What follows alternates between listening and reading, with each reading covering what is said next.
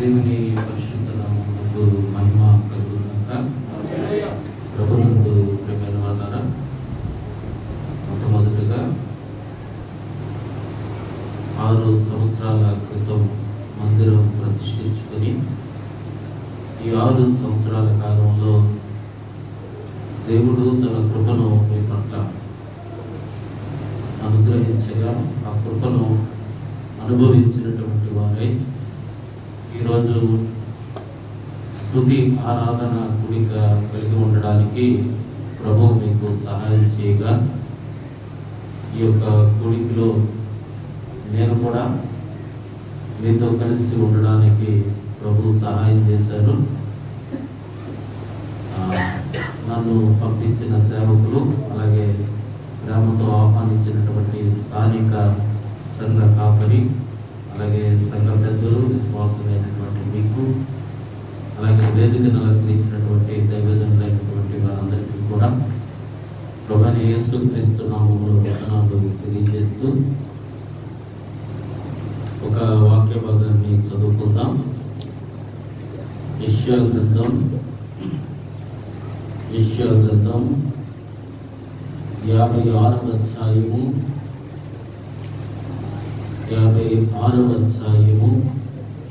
7వ వచనాన్ని నేను చదువుతూ ఉన్నాను. దయతో గమనించండి. నా ప్రార్థనా మందిరములో వారిని ఆనందింపజేసేదను, నా బలిపీఠము మీద వారు అర్పించు దహన బలులను నాకు అంగీకారములగును. నా మందిరము సమస్త జనులకు ప్రార్థనా మందిరము. నేను ఒక మాట చెప్పడానికి ఇష్టపడుతూ ఉన్నాను. యేసు క్రీస్తు సహవాస ప్రార్థనా మందిరము సమస్త జనులకు ప్రార్థనా మందిరము. మీరు పాంప్లెట్లోనో లేకుంటే ఈ బ్యానర్ మీద వేసుకున్నటువంటి మాట, ఆ మాట నా మందిరము అన్న స్థలంలో యేసు క్రీస్తు సహవాస ప్రార్థనా మందిరము సమస్త జనులకు ప్రార్థనా మందిరం అన్నమాట. ఇందాక దైవజనులు సాక్ష్యం చెప్తూ మేము సర్వే చేసాం, ఆ సర్వేలో కొంతమంది మాత్రమే చేరారు, మిగిలిన వారు కూడా చేరాలి అంటే యేసు క్రీస్తు సహవాస ప్రార్థనా మందిరము సమస్త జనులకు ప్రార్థనా మందిరంగా ఉండాలి అన్నటువంటి ఆశతో పరిచర్య చేస్తున్నటువంటి మిమ్మల్ని అభినందిస్తూ, అదే సమయంలో ఈ 56వ అధ్యాయము యెషయా గ్రంథం 56వ అధ్యాయం 6వ వచనంలో అంటాడు, ఈ యేసుక్రీస్తు సహవాస ప్రార్థనా మందిరము సమస్త జనులకు ప్రార్థనా మందిరంగా ఉండాలి అని అంటే ఏమి చేయాలో చెప్తూ ఉన్నాడు. 6వ వచనంలో అంటున్నాడు, విశ్రాంతి దినం అంటున్నాడు, నేను పునరుద్ధాన దినమును అపవిత్రపరచకుండా ఆచరించుచు ఏం చేయాలమ్మా, మనం దేవుని మందిరంలోనికి వస్తున్నప్పుడు అపవిత్రపరచకుండా మనం ఆచరించాలి. మొట్టమొదటి పని. రెండవ పని ఏంటో తెలుసా? నా నిబంధనను ఆధారము చేసుకునొచ్చు. మొట్టమొదటిది అపవిత్రపరచకుండా ఉండాలి. రెండవది మనం ఏం చేయాలమ్మా, దేవుని నిబంధనను ఆధారము చేసుకునొచ్చు. మూడవది ఏం చేయాలో తెలుసా? దేవునికి దాసులై. నేను అక్కడ మాటలే చెప్తున్నాను, ఇక్కడ మాటలు చెప్పట్లేదు. యెహోవాకు దాసులై, దేవునికి దాసులై. తర్వాత ఏమంటున్నాడో తెలుసా? యెహోవా నామమును ప్రేమించుచు, అంటే దేవునిని ప్రేమించుచు. తర్వాత ఏమంటున్నాడో తెలుసా? ఆయనకు పరిచర్య చేయవలనని ఆయన పక్షము చేరు అన్యులను. అంటే ఏం చేయాలంటే అన్యులకు పరిచర్య చేస్తే అప్పుడు ఏమవుతుందో తెలుసా? ఈ 5 పనులు, ఒకటి అపవిత్రపరచకుండా ఆచరించడం, రెండవది దేవుని నిబంధనను ఆధారం చేసుకొనొచ్చు, దేవునికి దాసులముగా ఉంటూ దేవునిని ప్రేమిస్తూ ఆ అన్యజనులకు పరిచర్య చేస్తే అప్పుడు ఈ యేసుక్రీస్తు సహవాస ప్రార్థనా మందిరము సమస్త జనులకు ప్రార్థనా మందిరముగా ఉండబోతుంది. అలా ఉండడానికి సిద్ధపడతారా? సిద్ధపడితే అందరం కలిపి ఆమేన్ చెప్తాం. ఆమేన్. ప్రభునందు దేవుని సేవకులు అదే ఆశతో పరిచర్య చేస్తున్నానని చెప్పడం నాకు చాలా సంతోషం అనిపించింది. కాబట్టి ఈ మాటలు చెప్పడానికి నేను ప్రభు చేత పురుగొల్పబడుతూ ఉన్నాను. కాబట్టి ప్రభునందు ప్రియమైనటువంటి దేవుని బిడ్డలారా, దేవుని సన్నిధిని అపవిత్రపరచకుండా దేవుని నిబంధనను ఆధారం చేసుకుని దేవునికి దాసులమై దేవునిని ప్రేమిస్తూ అన్యజనులకు పరిచర్యను అందిస్తూ ఉంటే మనం దేవుని సన్నిధిలో ఎలా ఉంటామో అక్కడే అంటున్నాడు 56వ గ్రంథం 56వ అధ్యాయం యెషయా గ్రంథంలో 7వ వచనం అంటాడు, మనకు దేవుని సన్నిధిలో ఏమొస్తుందంటే ఆనందము దొరుకుతుంది అంటున్నాడు కదా. నా ప్రార్థనా మందిరములో ఆనందింపజేస్తాను. ఆనందం, మనకు ఆనందము దొరుకుతుంది. ఆ తర్వాత అంటున్నాడు, నా బలిపీఠము మీద వారు అర్పించు దహన బలులను నాకు అంగీకారములను. 2 పనులు జరుగుతాయి ఇప్పుడు మనకి. ఒకటి ఏమిటో తెలుసా, ఆనందము జరుగుతుంది, మనం అర్పించేది దేవునికి అంగీకారం అవుతుంది. ఒకటి ఆనందం, దేవునికి అంగీకారం. ఈ ఆనందము మనకి కావాలన్నా మనము అర్పించే ఆ దహన బలి దేవునికి అంగీకారం కావాలన్నా మనం ఎలా ఉండాలి అని అంటే దేవుని సన్నిధిని అపవిత్రపరచకుండా ఆచరిస్తూ, మరొకసారి చెప్తున్నాను, ఆ మాటలు మీ హృదయంలో ఉండాలి అని మరొకసారి చెప్తూ ఉన్నాను. దేవుని సన్నిధిని అపవిత్రపరచకుండా దేవుని నిబంధనను ఆధారం చేసుకుని దేవునికి దాసులమై దేవునిని ప్రేమిస్తూ ఈ అన్యజనులకు పరిచర్య అందిస్తే మనకు ఆనందం, మనం అర్పించేది అంగీకారం. అప్పుడు ఈ మందిరము సమస్త జనులకు ప్రార్థనా మందిరం అనబడుతుంది. కాబట్టి అటువంటి ప్రార్థనా మందిరముగా ఈ మందిరము ఈ 6 సంవత్సరాలు పూర్తి చేసుకుని ఈ 7వ సంవత్సరములో ఈ సంపూర్ణతలోనికి ప్రయాణిస్తున్నటువంటి ఎబ్రీ గ్రంథకర్త అంటాడు, మనము పరిపూర్ణులమగుటకు సాగిపోదుము అని అంటాడు. క్రిస్టియన్స్ ఆర్ కైనెటిక్స్ అంటాడు ఒక దేవుని దాసుడు. క్రైస్తవులు అంటే ఎవరో తెలుసా, పరిపూర్ణతకు సాగిపోయేవారు. క్రైస్తవులు ఆగిపోయేవారు కాదు. క్రైస్తవులు అంటే దేవుని బిడ్డలు, దేవుని విశ్వాసులైనటువంటి మనము ఎవరము అంటే ఆగిపోవడానికో లేకుంటే చతికిల పడిపోవడానికో లేకుంటే కూర్చుని అక్కడే ఉండి సోమరులుగా ఉండిపోవడానికో దేవుడు నిన్ను నన్ను ఏర్పాటు చేసుకోలేదు. కానీ ఎబ్రీ గ్రంథకర్త అంటున్నాడు, మనము పరిపూర్ణతలోనికి సాగిపోదాం. ఆ పరిపూర్ణతలోనికి మనము ఆ సంపూర్ణతలోనికి సాగిపోవాలి అని అంటే నేను ఒక 3 విషయాలు నా సమయాన్ని బట్టి మీ ముందు ఉంచడానికి ఇష్టపడుతూ ఉన్నాను. దేవుని మందిరంలో ఏమి ఉండాలో చెప్తాను. మొట్టమొదటిది, దేవుని మందిరములో ఏమి ఉంటే ఈ మందిరము సమస్త జనులకు ప్రార్థనా మందిరం అనబడుతుంది అన్నది ఏమి ఉండాలో చెప్తాను. ఆ తర్వాత ఈ మందిరములో ఎవరు ఉండాలో చెబుతాను. ఈ మందిరములో ఏమి ఉండాలి, ఎవరు ఉండాలి, చివరిగా ఎలా ఉండాలో ఈ 3 విషయాలు చెప్పి నేను ముగించడానికి ఇష్టపడుతున్నాను. మీ మనస్సులో ఈ తలంపులు మీరు ముద్రించుకోవాలని ప్రేమతో మీకు మనవి చేస్తున్నాను. మందిరం అంటే ఏమి ఉండాలి అసలు? సాధారణంగా మనం మందిరాన్ని గుర్తుపట్టడానికి ఆ మందిరం యొక్క నిర్మాణాన్ని బట్టో, ఆ మందిరం మీద రాసినటువంటి ఆ వాక్యపు మాటలను బట్టో, లేకుంటే ఆ మందిరం మీద ఉన్నటువంటి శిలువ ఆకారాన్ని బట్టో, లేకుంటే దేనిని బట్టో అది మందిరంగా మనం గుర్తిస్తాం. అసలు ఆ మందిరం అంటే ఏమిటి? మందిరములో ఏమి ఉంటే అది మందిరముగా పరిగణించబడుతుంది? మందిరములో ఏది ఉంటే అది దేవుడు ఇటు అన్యజనులు అది మందిరముగా పరిగణిస్తారో దేవుని యొక్క వాక్యములో నుండి మందిరములో ఏమి ఉండాలో నేను చూపించడానికి ఇష్టపడుతూ ఉన్నాను. ప్రభునందు ప్రియమైనటువంటి దేవుని బిడ్డలారా, అసలు మందిరములో ఏముండాలో చూద్దాం. యెషయా గ్రంథం 2వ అధ్యాయాన్ని తెరవండి. యెషయా గ్రంథం 2వ అధ్యాయాన్ని మనము తెరిచినట్లయితే మందిరములో ఏముండాలో అక్కడ దేవుని యొక్క లేఖనాలలో మనం చాలా ఖండితముగా చాలా చక్కగా చూడొచ్చు. 2వ అధ్యాయము 3వ వచనాన్ని చదవండి అమ్మ ఎవరైనా ఒకరు. చదవండి, స్పీడ్ గా చదవండి.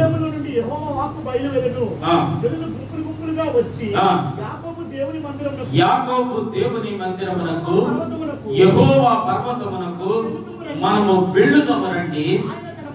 ఆయన తన మార్గముల విషయమై మనకు బోధించును, మనము ఆయన త్రోవలలో నడుద్దాము.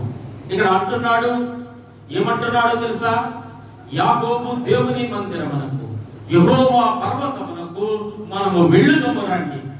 దేవుని మందిరమును ఏముంటుంది అని చెప్తూ ఉన్నాడు. దేవుని మందిరం, ఆ యాకోబు దేవుని మందిరమునకు యెహోవా పర్వతమునకు మనం వెళితే అక్కడ ఏముంటుందో తెలుసా? ఆయన తన మార్గముల విషయమై బోధించును, మనము అప్పుడు ఆయన త్రోవలలో నడుతుము అని అంటున్నాడు. అంటే దేవుని మందిరానికి వెళదామనంటే అని పిలుస్తున్నాడు.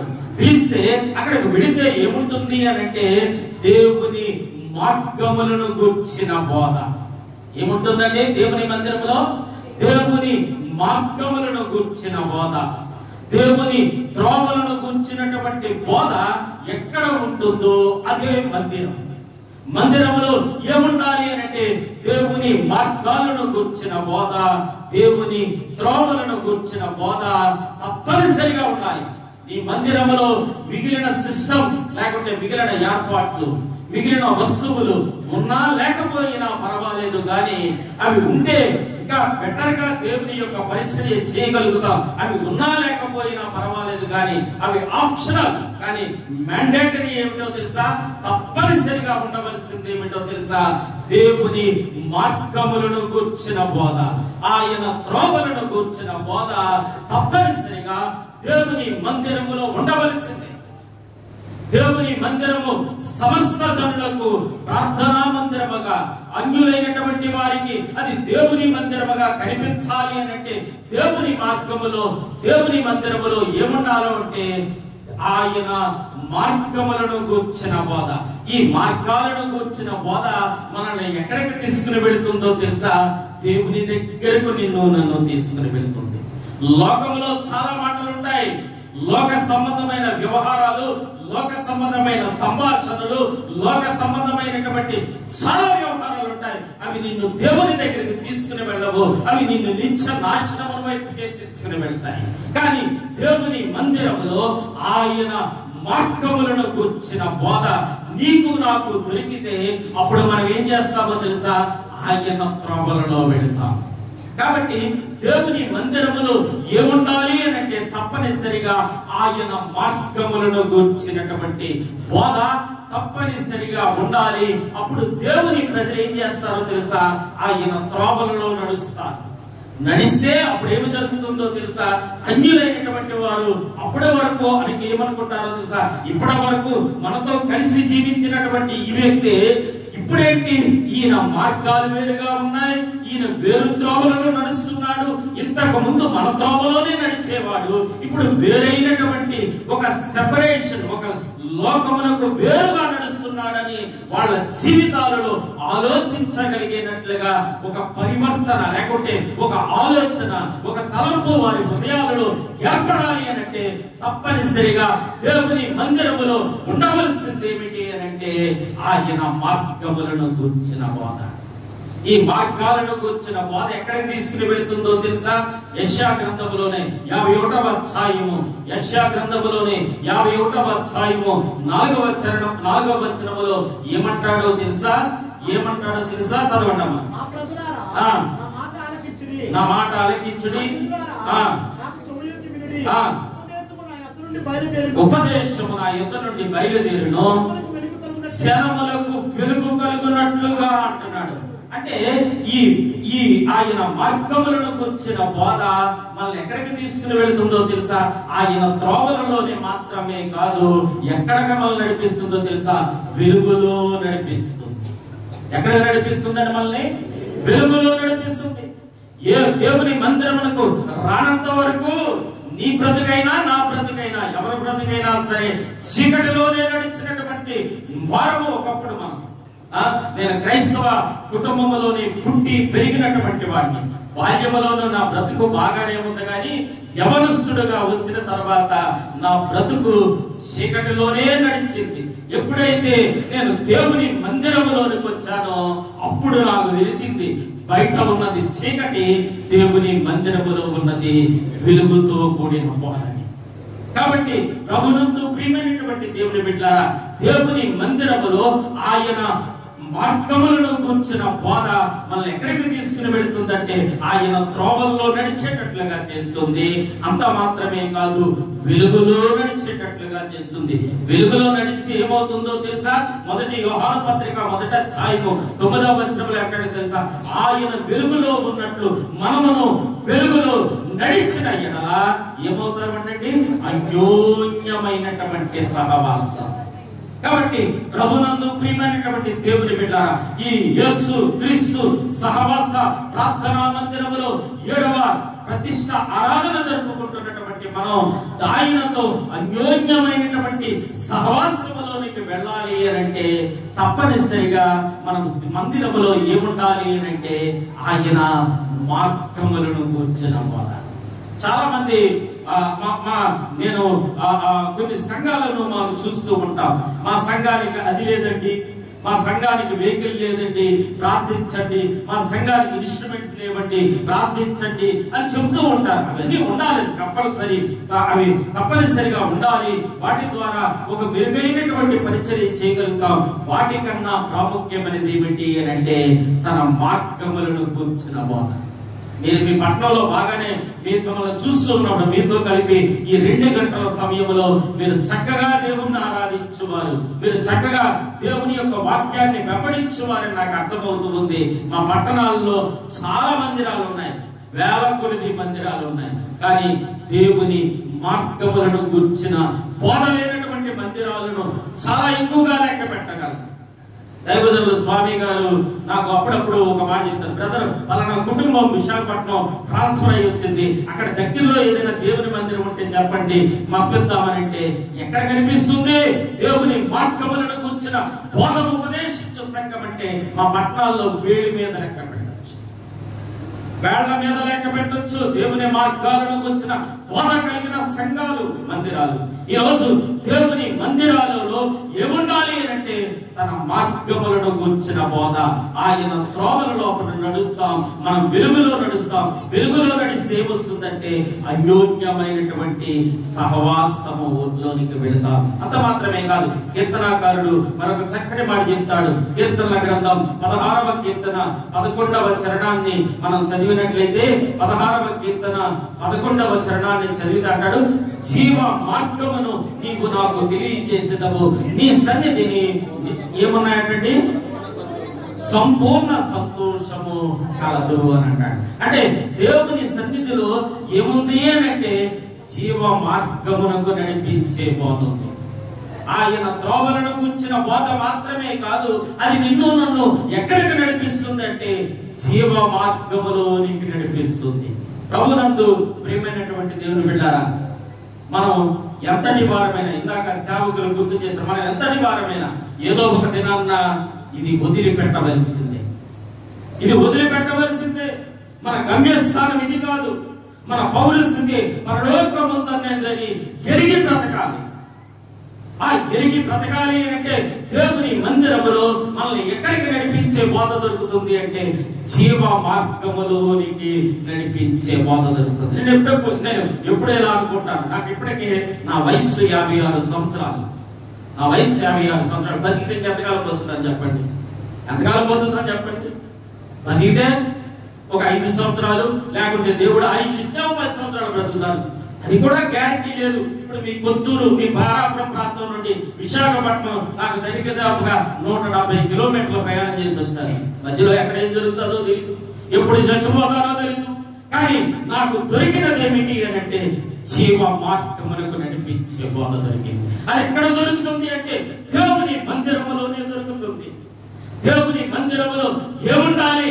ఆ సమస్త జనులకు ఇది ప్రార్థనా మందిరముగా ఉండాలి అని అంటే ఆయన త్రోవలను గుర్చిన బోధ, జీవ మార్గములోనికి నడిపించే బోధ ఉండాలి. అంత మాత్రమే కాదు, కీర్తనాకారుడు, నేను త్వరగా వెళ్తాను, కీర్తనాకారుడు అంటాడు 36వ కీర్తనలో 8వ చరణములో అంటాడు, దేవుని మందిరములో ఏముంది అని అంటాడంటే, నీ మందిరము యొక్క సమృద్ధి వలన వారు సంతృప్తి నొందుచున్నారు, నీ ఆనంద ప్రవాహములో ఉన్నది నీవు వారికి తాగించుచున్నావు. అంటే మందిరములో ఏముంది అని అంటే, మందిరములో సమృద్ధి ఉంది. మందిరములో ఏముంది అని అంటే సమృద్ధి ఉంది. ఆ సమృద్ధి వలన మనకేం దొరుకుతుంది అని అంటే సంతృప్తి దొరుకుతుంది. దేవుని మందిరములోనికి వచ్చి మనం కూర్చుంటే మనకేమి దొరుకుతుంది అని అంటే సమృద్ధి దొరుకుతుంది. నేను కూడా ఒకప్పుడు నా ఇష్టానుసారంగానే బ్రతికినటువంటి వాడిని. నా శరీరమును, నా మనస్సు ఎలా ఇష్టం వస్తే అలా చెప్పుకుంటూ బ్రతికినటువంటి వాడని. ఎఫెసీయులకు రాసిన పత్రిక 2వ అధ్యాయంలో శరీరం యొక్కయు మనస్సు యొక్కయు ఇష్టము చొప్పున కోరికలు నెరవేర్చుకుంటూ దైవోగ్రతకు పాత్రుడైనటువంటి వాడిని. నాకు ఇప్పుడు సంతృప్తి కలిగింది అని అంటే దేవుని మందిరములోనికి వచ్చిన తర్వాత. దేవుని మందిరములో ఏముంది అని అంటే సమృద్ధి ఉంది. ఆ సమృద్ధి వలన నాకేమొచ్చిందో తెలుసా? సంతృప్తి దొరికింది. నేను ఇప్పుడు ఇందాక చెప్పాను కదా, చచ్చిపోయినా పర్వాలేదు, నేను ఎక్కడికి వెళ్ళిపోతాను అంటే నా ప్రభువుతో పాటు సదాకాలం ఉండడానికి వెళ్తాను. ఈ లోకములో ఆ సంతృప్తి లేక ఎలాగైనా బ్రతికేద్దామని చాలా మంది ప్రయత్నం చేస్తున్నారు, చాలా పాటలు పడుతున్నారు. సమాధానం లేక, సంతృప్తి లేక ఈరోజు అన్యులైనటువంటి వారు అనేక మంది ఎలాగో ఎన్నో తిప్పలు పడుతున్నారు, ఎన్నో తంటాలు పడుతున్నారు, చేయరాని పనులు చేసుకుంటూ వారి జీవన యాత్ర కొనసాగిస్తున్నారు. దేవుని బిడ్డలమైనటువంటి మనకి ఈ మందిరములోనికి వస్తే ఏమొస్తుందో తెలుసా? ఆ మందిరములో సమృద్ధి ఉండడం వలన మనకేమొస్తుంది అంటే సంతృప్తి దొరుకుతుంది. ఈ విషయం దేవుని మందిరములో సమృద్ధితో కూడిన సంతృప్తి ఉంది అని బయట ఉన్నటువంటి ఆ సమస్త జనులకు అది తెలియగలిగితే వారికి ఇది ఏమవుతుందమ్మా? ప్రార్థనా మందిరం పడుతుంది. ఈ మందిరం ప్రార్థనా మందిరముగా ఆ అన్యజనులకు, సమస్త జనులకు అది ఉండాలి అని అంటే ఈ మందిరములో ఉండవలసింది ఏమిటో తెలుసా? దేవుని మార్గములను గురించిన బోధ, దేవుని సమృద్ధి, దేవుని మందిరములో ఉన్నటువంటి సమృద్ధి. ఆ సమృద్ధి మనల్ని ఎక్కడికి తీసుకుని పెడుతుందో తెలుసా? కీర్తనాకారుడు అంటాడు, 21వ కీర్తన 6వ చరణములో అంటాడు, నిత్యము ఆశీర్వాదకారకుడుగా నుండునట్లు నీ అతన్ని నియమించి ఉన్నావు, నీ సన్నిధిని సంతోషముతో అతన్ని ఉల్లసింపజేసి ఉన్నావు. మనము అప్పుడు ఏమవుతామో తెలుసా? నిత్యము ఆశీర్వాదకారకులుగా, మనం నిత్యము ఆశీర్వాదకారకులుగా ఉండునట్లుగా అది ఎక్కడ దొరుకుతుంది అని అంటే దేవుని మందిరములో. దేవుని మందిరములో ఉండవలసింది ఏమిటో తెలుసా? ఆయన మార్గములను గుర్చిన బోధ, ఆయన త్రోవలను గుర్చిన బోధ, జీవ మార్గములను గుర్చిన బోధ. అంత మాత్రమే కాదు, దేవుని మందిరములో సమృద్ధితో కూడినటువంటి సంతృప్తి.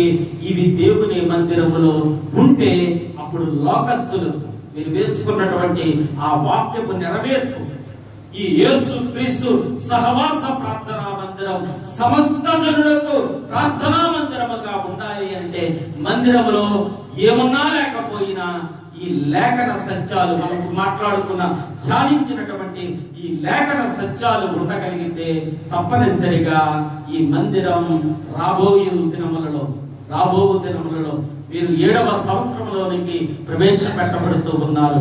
7 దేనికి? ఏదో నేను లెక్కలు చెప్పాలని కాదని 7 బైబిల్ వాక్య ప్రకారముగా అది సంపూర్ణతకు సాదృశ్యం.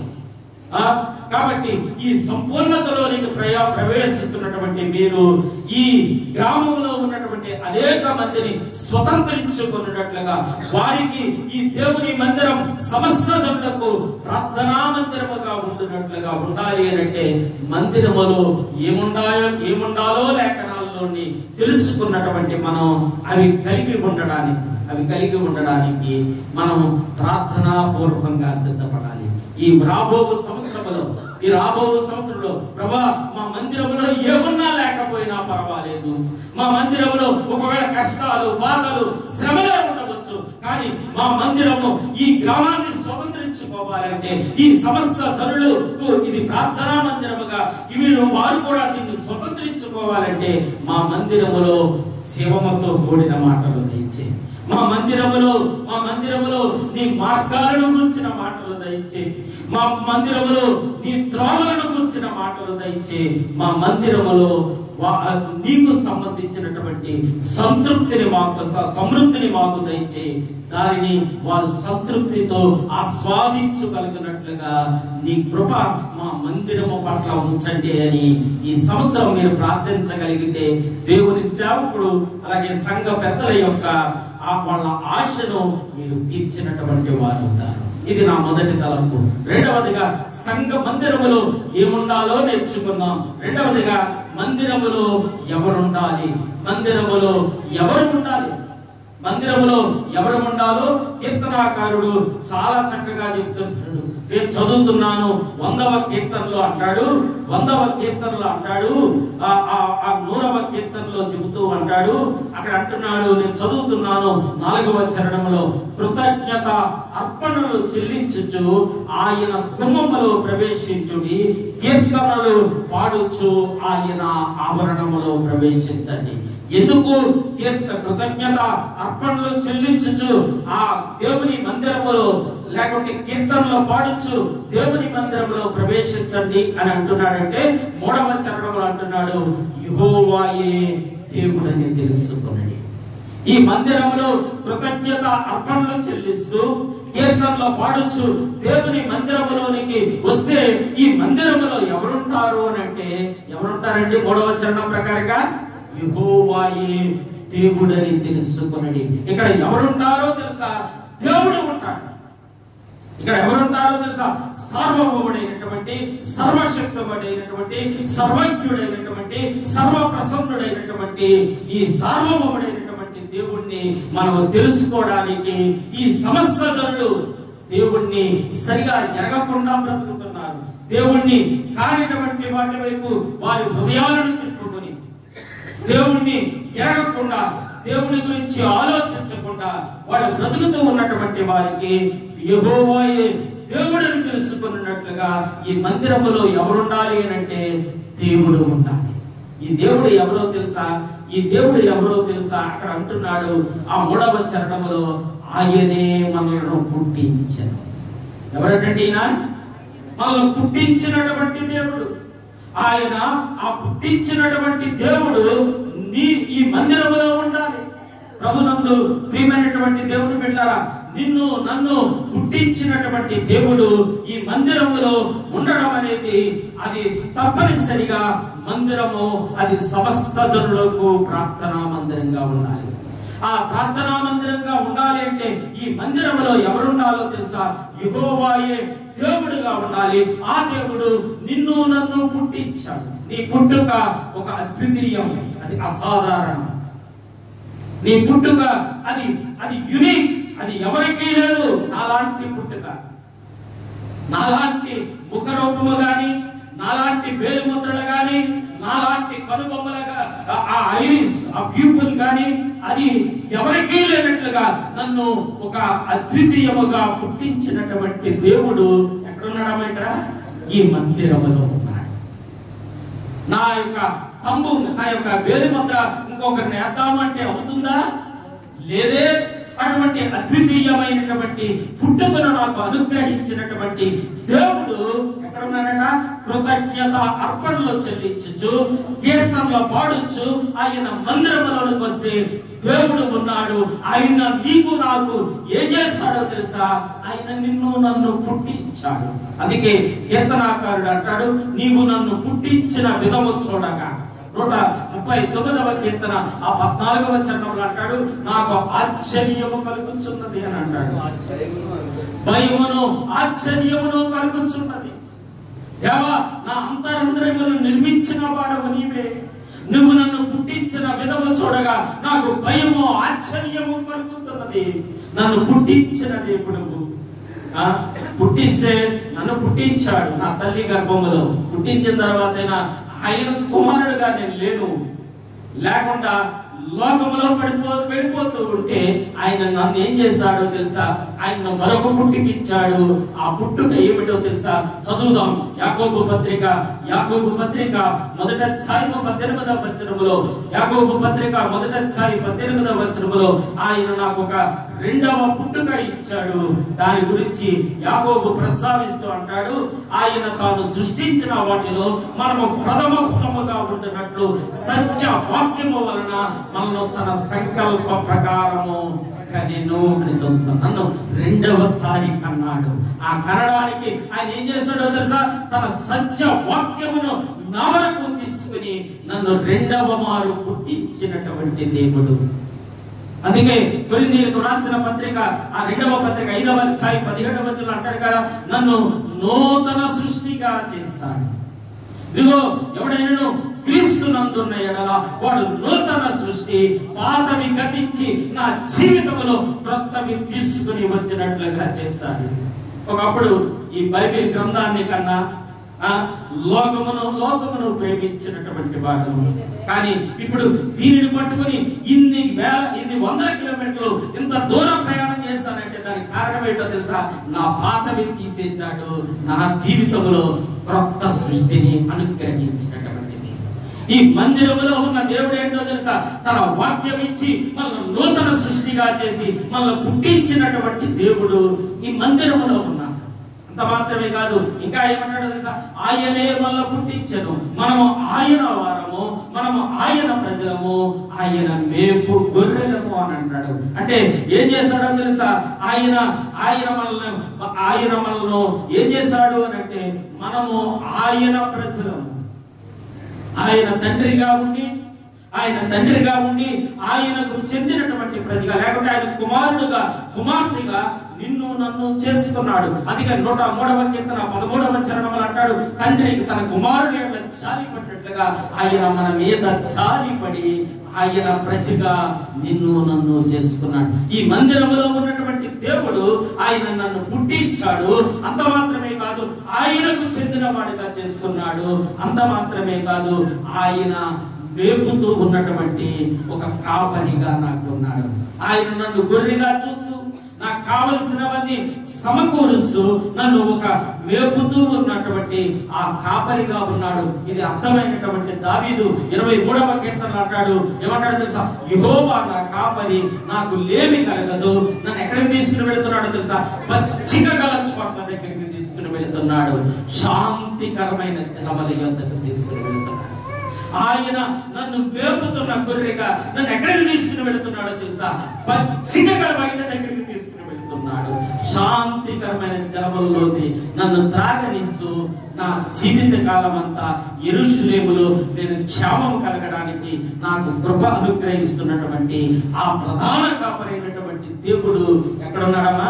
మందిరములో ఉన్నాడు. ఈ మందిరములో ఉన్న దేవుడు నన్ను పుట్టించి తనకు చెందిన వాడిగా చేసుకుని ఆయన నాకు కాపరిగా ఉంటూ నాకు గొర్రెగా ఉంటూ చివరిలో అంటాడు, ఇంకా ఏమంటాడో తెలుసా? ఆయన దయాళుడుగా ఉన్నాడు, ఆయన నిత్య కృప గలవాడుగా ఉన్నాడు, ఆయన నమ్మకస్తుడుగా ఉన్నాడు. నేను వివరించడానికి సమయం లేదు. ఆయన నీకు నాకు ఈ దేవుడు ఎలా ఉన్నాడు అంటే, నిన్ను నన్ను పుట్టించి నిన్ను నన్ను తన ప్రజగా చేసుకుని నీకు నాకు కాపరత్వము చేస్తూ ఆయన ఒక మంచి దేవుడుగా, ఆయన కృపగలిగినటువంటి దేవుడుగా, అంటే కృపగలిగిన దేవుడు అంటే నేను దేనికి అర్హుడు కానో దానికి అర్హుడుగా చేసి ఆయన సత్యము తరతరములు ఉండునంటాడు. అంటే ఆయన నమ్మకత్వము నా పట్ల తరతరములు చూపిస్తున్నటువంటి దేవుడు ఎక్కడున్నాడమ్మా? ఈ మందిరములో ఉన్నాడు. ఈ విషయం లోకస్తులకు, ఈ విషయం అన్యులకు, ఈ విషయం సమస్త జనులకు తెలియజేయటట్లుగా మందిరములో ఉన్న మనము చెప్పగలిగితే, తెలియజేయగలిగితే, మన ప్రవర్తన ద్వారా, మన మాట ద్వారా, మన యొక్క ఆలోచనల ద్వారా, మన జీవన విధానము ద్వారా లోకస్తులకు తెలియజేయగలిగితే ఈ మందిరం ఏమవుతుందో తెలుసా? సమస్త జనులకు ఈ యేసుక్రీస్తు సహవాస ప్రార్థనా మందిరము, ఈ యేసుక్రీస్తు సహవాస ప్రార్థనా మందిరము వారికి దేవుని మందిరముగా మార్చబడుతుంది. దేవుని మందిరంలో ఏముండాలో చెప్పాను, ఎవరు ఉండాలో చెప్పాను. చివరిగా ఎలా ఉండాలో, నాకు ఒక పావుగంట సమయం ఉంది. ఈ పావుగంట సమయంలో ఎలా ఉండాలో చెబుతాను. చదువుదామా ఒక మాటను? దేవుని మందిరంలో ఎలా ఉండాలో అపోస్తలుడైన పౌలు తిమోతికి పత్రిక రాస్తూ చెబుతూ ఉన్నాడు. ప్రభునందు ప్రియమైనటువంటి దేవుని బిడ్డలారా, మనం చూసినట్లయితే అపోస్తలుడైనటువంటి పౌలు తిమోతికి పత్రిక రాస్తూ ఆయన అంటున్నాడు, దేవుని మందిరములో ఎలా ఉండాలో చెబుతూ ఉన్నాడు. చదువుతారా ఒక మాట? తిమోతికి రాసిన మొదటి పత్రిక 3వ అధ్యాయం 15వ వచనం. తిమోతికి రాసిన మొదటి పత్రిక 3వ అధ్యాయం 15వ వచనం చదవడమా?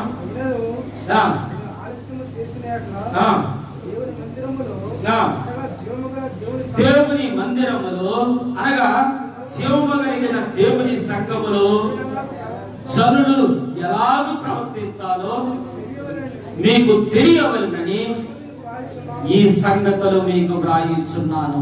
దేవుని మందిరములో, దేవుని సంఘములో, ఇది దేవుని మందిరం అంటే అక్కడ చాలా వివరణిస్తున్నాడు. జీవము కలిగిన దేవుని మందిరములో జనులు ఎలా ప్రవర్తించాలో అక్కడ చెబుతూ ఉన్నాడు. ఎలా ప్రవర్తించాలట? దేవుని మందిరములో, దేవుని సంఘములో జనులు ఎలా ప్రవర్తించాలో అక్కడ చాలా ఖండితంగా, చాలా చక్కగా చెబుతున్నటువంటి ఆ అపోస్తలుడైనటువంటి పౌలును మనం గమనిస్తూ ఉన్నాం. దేవుని మందిరములో అనగా జీవము కలిగినటువంటి దేవుని సంఘములో జనులు ఎలా ప్రవర్తించాలో అది నీకు తెలియజేయవలనని అని చెబుతూ ఎలా ఉండాలట? ఎలా ఉండాలట? ఆ 4వ అధ్యాయం 12వ వచనం చదువుదాం. 4వ అధ్యాయం 12వ వచనం చదువుదాం. అక్కడ అంటున్నాడు,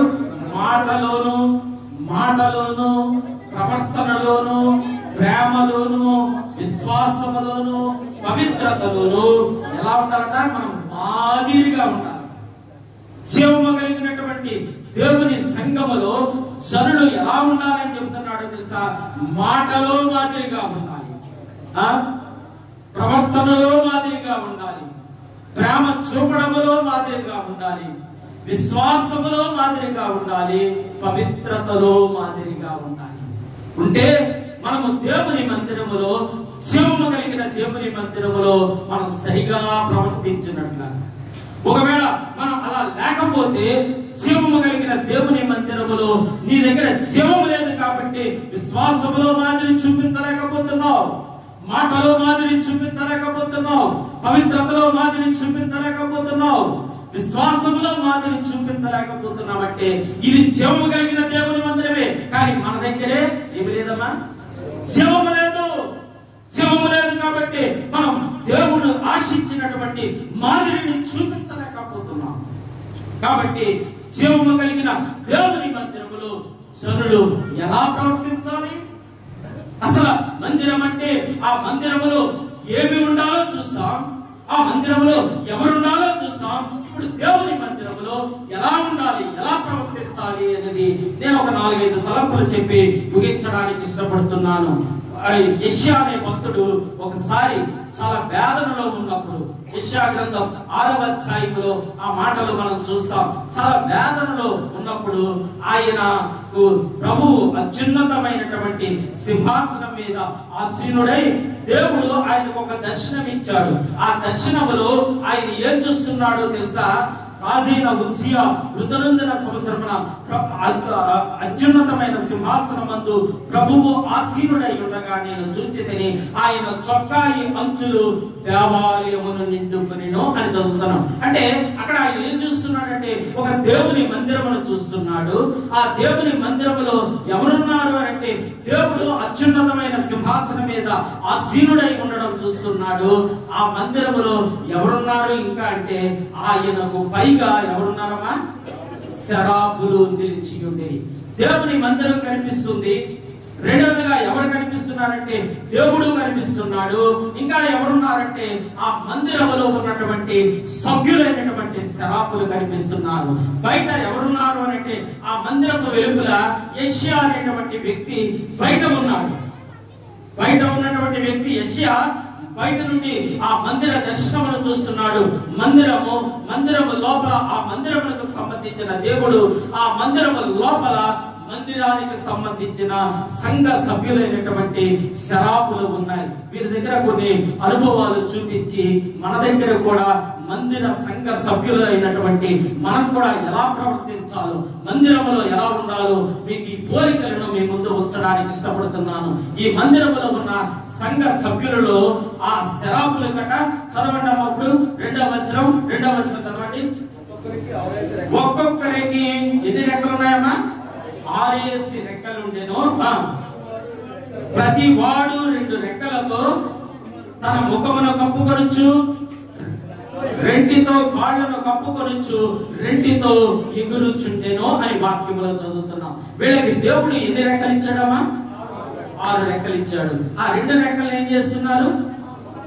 2 రెక్కలతో ముఖమును కప్పుకుంటున్నారు. మరొక 2 రెక్కలు ఏం చేస్తున్నారు? కాళ్ళను కప్పుకుంటున్నారు. 2 రెక్కలు ఏం చేస్తున్నారు?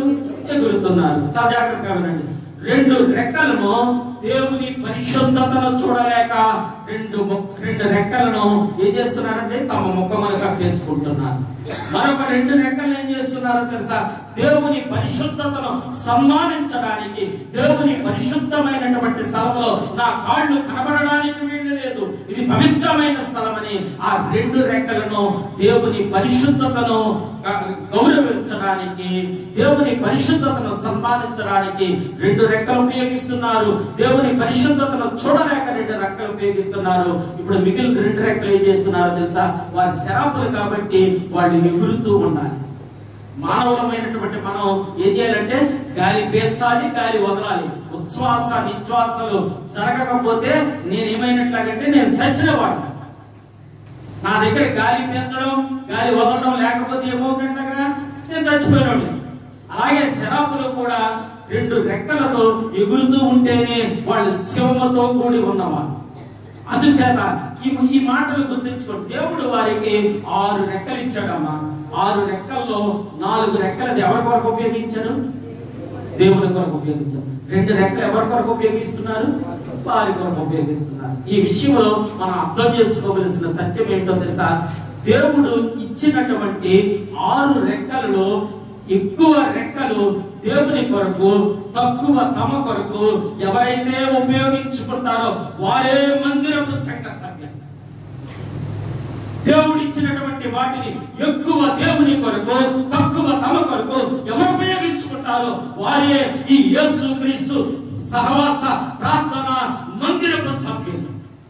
మీ భాషగా చెప్పడానికి ఒక మొహమాట పడతారేమో, నేను చెప్పడానికి లేదు, ఎందుకంటే నేను ఇప్పుడు గంటలు వెళ్ళిపోతాను కాబట్టి.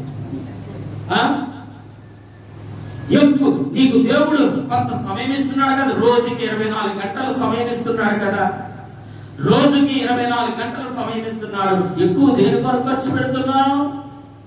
తక్కువ దేని కొరకు ఖర్చు పెడుతున్నావు? దేవుడు నీకేదో తలాంతని ఇచ్చాడు కదా, ఏదో ఒక తలాంతు నాకు ఇలా ప్రకటించే తలాంతు ఇచ్చాడు. కొంతమంది ఇందాక సహోదరులు వచ్చి పాడారు, వాళ్ళలాగా నేను పాడలేను. నాకు ఆ తలాంతు దేవుడు ఇవ్వలేదు. దేవుడు ఇలాగా వాక్యం చెప్పే తలాంతులను దేవుడు నాకు అనుగ్రహించాడు. దేవుని సేవకుల వాక్యం నేర్పించారు, దేవుని సేవకులు ప్రోత్సహించారు. ఈ వాక్యం చెప్పుకుంటూ పోతున్నాను అంతే. దేవుడు నీకు ఏదో తలాంతు ఇచ్చాడు కదా, దేవుడు నీకు సమయం ఇచ్చాడు, దేవుడు నీకు తలాంతు ఇచ్చాడు, నీకు దేవుడు ఎంతో కొంత ధనాన్ని ఇచ్చాడు కదా. ఈ మూడింటిని ఎక్కువ దేని కొరకు ఖర్చు పెడుతున్నావు, తక్కువ దేని కొరకు ఖర్చు పెడుతున్నావు? ఒకసారి ఆలోచన చేసుకో. దేవుడు నీకు ఇచ్చిన ధనము, దేవుడు నీకు ఇచ్చిన సమయము, దేవుడు నీకు ఇచ్చిన తలాంతులను ఎక్కువ దేవుని కొరకు, తక్కువ తమ కొరకు ఉపయోగించుకుంటే వారే మందిరపు సంఘ సభ్యులు.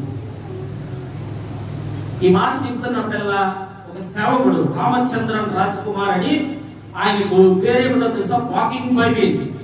ఒకప్పుడు విశాఖపట్నం వచ్చి ఆయన సెమినార్స్ కండక్ట్ చేసేవారు. ఆయన ఏరోనాటికల్ ఇంజనీర్. ఆయన ఏమనేవాడో తెలుసా? కనీసం దేవునికి దినదశమ భాగమైన ఇస్తున్నావా అని అడిగాడు ఒకసారి ఆయన. ఒక సెమినార్లో నేను కూడా ఉన్నాను చాలా సంవత్సరాల క్రితం, ఒక 20 సంవత్సరాల క్రితం. దేవునికి నిన్ను 24 గంటలు బ్రతకనిచ్చాడు కదా, 24 గంటల్లో 2 గంటల 40 నిమిషాలు దేవుని దినదశమ భాగం. ఆ సమయమైన దేవుని కొరకు ప్రత్యేకంగా ఏమైనా గడిపావా? ఏదో ఒక అరగంట ప్రార్థన చేసుకున్నాను, ఒక అరగంట చదువుకున్నాను, అయిపోయింది, సంతృప్తితో కూడిన జీవితం అనుకుని అలా సాగిపోతున్నామే కానీ ఒక సేవకుల కూడికలో మాట్లాడుతున్నాడు. ప్రభునందు ప్రియమైనటువంటి దేవుడు, దేవుడు మనకు సమయం ఇచ్చాడు, దేవుడు మనకు తలాంతులను ఇచ్చాడు, దేవుడు మనకు కావలసిన ధనమును మనకి ఇస్తూ ఉన్నాడు. మనము దేవుని కొరకు ఖర్చు పెట్టగలిగితే మనం మందిర సంఘ సభ్యులమవుతాం. ఖర్చు పెట్టలేదా? నీవి మందిర సంఘ సభ్యుడు అవునో కాదో నీకు నీవే పరిశీలన చేసుకోవలసిన అవసరం ఉంది. రెండవది ఏమిటో తెలుసా? ఇంకా ఏముంది అంటే తెలుసా? ఆ తర్వాత చదవండి, 3వ వచనం చదవమ్మా. యెషయా గ్రంథం 6వ అధ్యాయం 3వ వచనం. వారు సైన్యములకు అధిపతి యెహోవా పరిశుద్ధుడు పరిశుద్ధుడు, సర్వలోకము ఆయన మహిమతో నిండి ఉన్నదని గొప్ప స్వరముతో ఏం చేస్తున్నారటమ్మా? గాన ప్రతిగానములు చేస్తున్నారు. ఒకడు గానం చేస్తుంటే మిగిలిన వారు ఏం చేస్తున్నారట? ప్రతిగానములు చేస్తున్నారు. అంటే అర్థం ఏంటో తెలుసా? ఒకడు ఆమేన్ అంటే మిగిలిన వారు అందరూ ఆమేనే అంటున్నారు, ఇంకో మాట అంటలేదు. ఈ విషయం మనకు అర్థం చేసుకోవాల్సింది ఏంటో తెలుసా?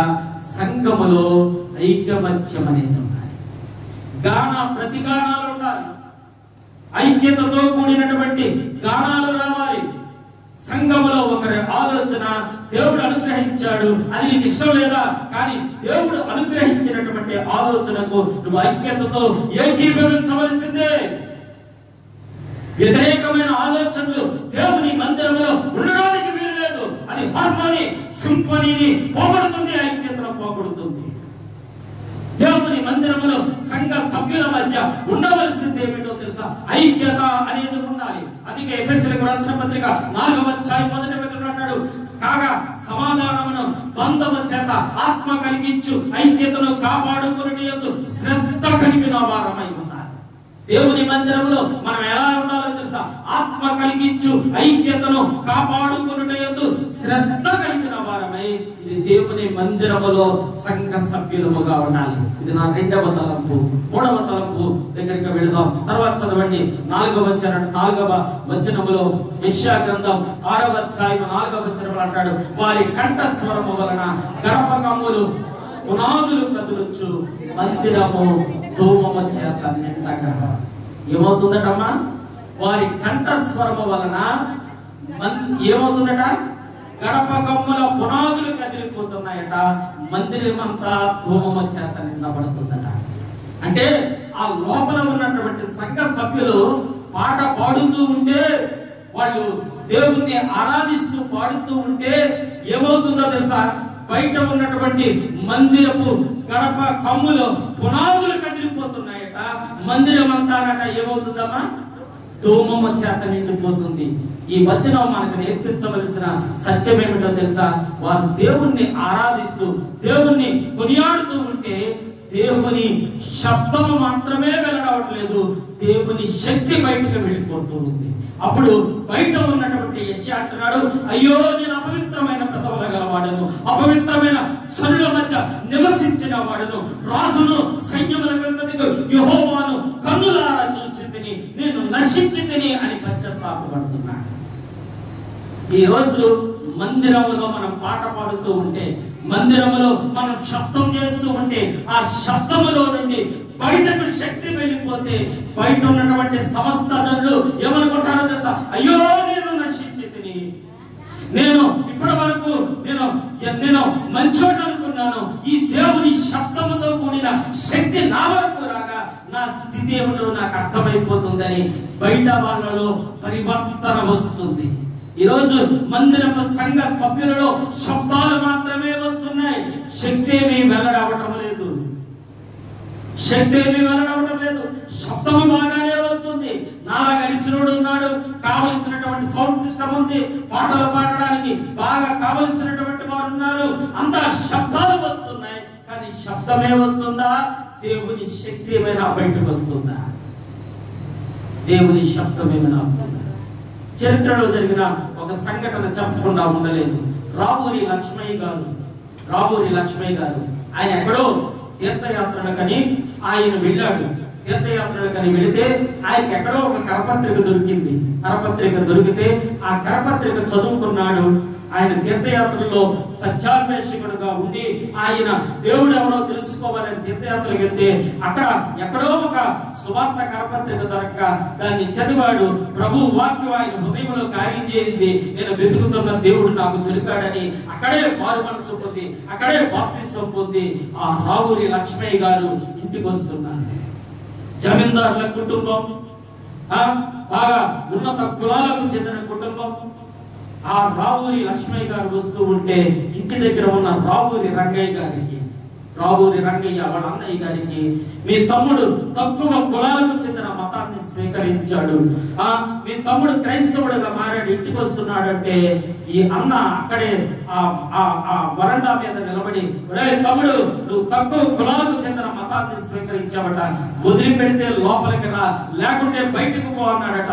చాలా ఆస్తిపరుడు, జమీందారు కలిగినటువంటి కుటుంబం కలిగిన వాడు. అప్పుడు అన్నాడట, అన్న నాకు ఈ ఆస్తి వద్దు, నాకు యేసు ప్రభువే కావాలంటే కొట్టాడట, తిట్టాడట, కొరడా పెట్టి కొట్టాడట. అప్పుడు ఆయన పాడుతున్న పాట ఏమిటో తెలుసా? అన్నా మన రక్షకుడు యేసు క్రీస్తురా అని పాడుకుంటూ వెళ్ళిపోయాడు ఆయన. ఏంటి, నా తమ్ముడు నాకన్నా కోపిష్టి వాడు, తిరగబడేవాడు, ఇప్పుడు తిరగబడలేదు సరికదా, అన్నా మన రక్షకుడు యేసు క్రీస్తురా అని ఒక పాట పాడుకుంటూ వెళ్ళిపోయాడు. ఎవరు ఈ యేసు క్రీస్తు అని ఒక బైబిల్ తెప్పించుకొని చదవడం మొదలు పెట్టాడు. ఈయన హృదయంలో కూడా కార్యం జరిగింది.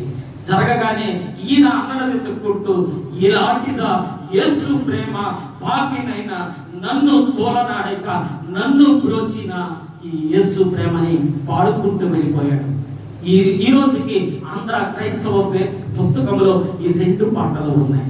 ఆ రోజు రావూరి లక్ష్మయ్య గారు పాడిన అన్నా మన రక్షకుడు యేసు క్రీస్తు అన్న పాటలో శబ్దము మాత్రమే కాదు, దేవుని శక్తి ఉంది. తన అన్నైనటువంటి రావూరి రంగయ్య గారిని మార్చింది. ఈ రోజు నీవు నేను మాట్లాడుతున్న మాటలు, ఈ రోజు నీవు నేను పాడుతున్న పాటల్లో శబ్దమే ఉందా, దేవుని శక్తి ఉందా? శబ్దం ఉంటే నువ్వు సంఘ సభ్యుడు కాదు, శబ్దముతో పాటు శక్తి ఉంటే నీవు మందిరపు సంఘ సభ్యుడు. చివరి మాట చెప్పి నేను ముగించేస్తాను. ఆ తర్వాత ఏముందో తెలుసా?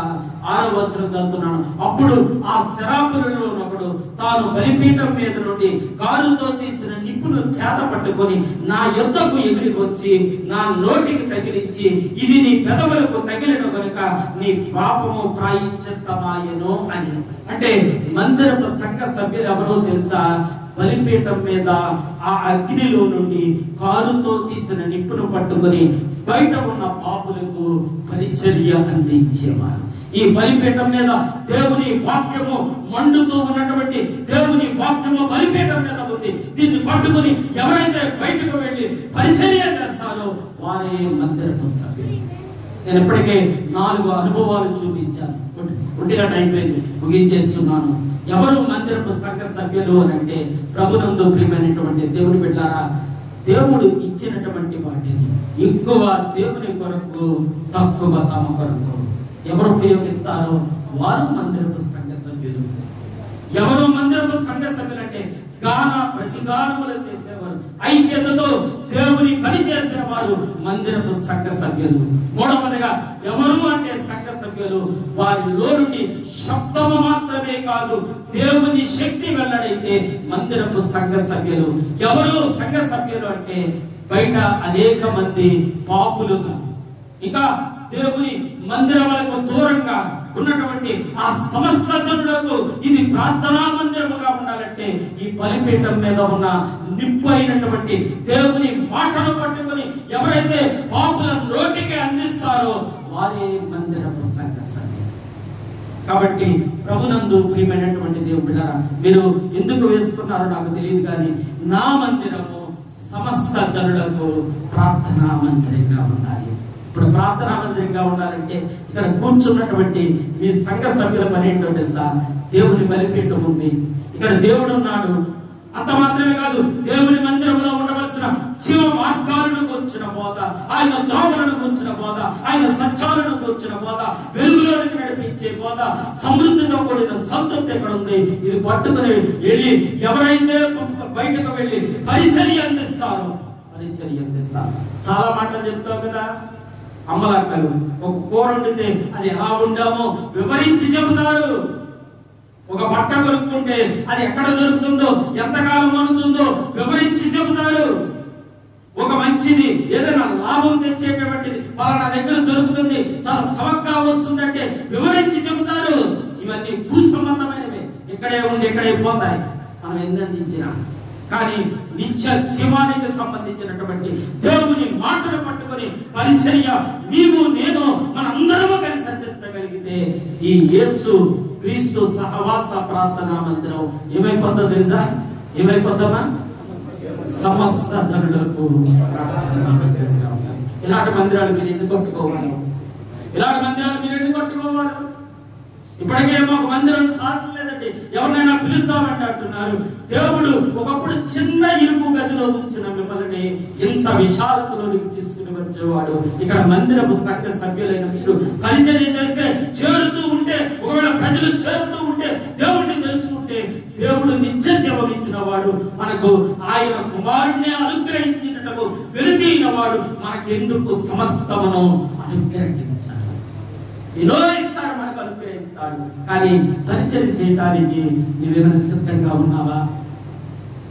ఇగో బలిపీఠం మీద దేవుని వాక్యం ఉంది. ప్రతి ఆదివారం ప్రతి నియమాకుడిలో మా సేవకుడు మాకు వాక్యం అందిస్తూ ఉన్నాడు. ఆ వాక్యపు తలంపులు పట్టుకుని బయటికి వెళ్ళి నేను పరిచర్య అందిస్తాను.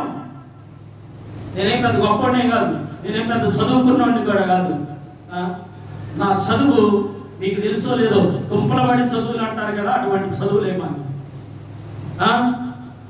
ఇప్పటికే 56 సంవత్సరాలు, 56 సంవత్సరాల క్రితం మా కాన్వెంట్లు ఇవేం లేవు.